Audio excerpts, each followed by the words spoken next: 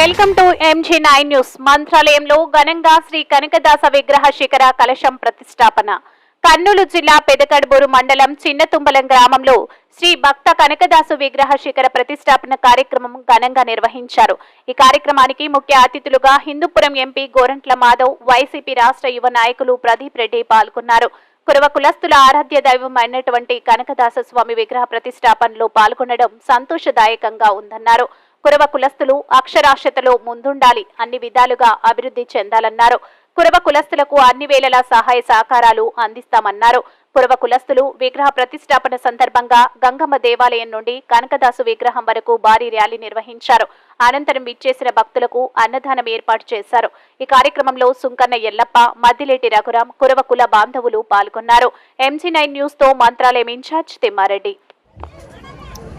ఆ అక్షరాస్యత పెరిగినప్పుడే అన్ని రకాల చైతన్యం కులంలో వస్తుంది.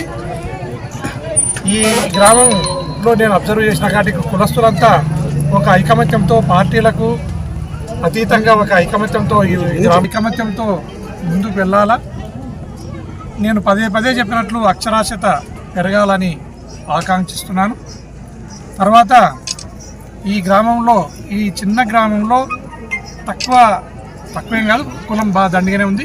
చైతన్యమై భక్త కనకదాసు యొక్క విగ్రహాన్ని ఆవిష్కరించుకోవటం అనేది, ఈ ఆవిష్కరణకు నన్ను పిలవటం అనేది నేను అదృష్టంగా భావిస్తున్నాను.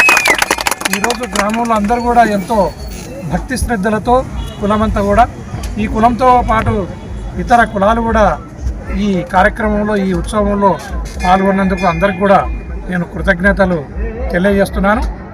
మరొకసారి ఎప్పుడైనా ఈ గ్రామానికి వచ్చినప్పుడు ఫ్రీగా కొద్దిగా సేపు ఈ గ్రామంలోని కులస్తులతో, గ్రామంలోని ఇతర పెద్దలతో కూడా సంభావిస్తాను. మరియు తర్వాత ఈ భక్త కనకదాసు యొక్క విగ్రహం ఈ ప్రాంతాన్ని అభివృద్ధి చేయాలని కులం భావిస్తే ఇంకా కూడా కొంత తోడ్పాటును అందిస్తానని ఈ సందర్భంగా తెలియజేస్తాను.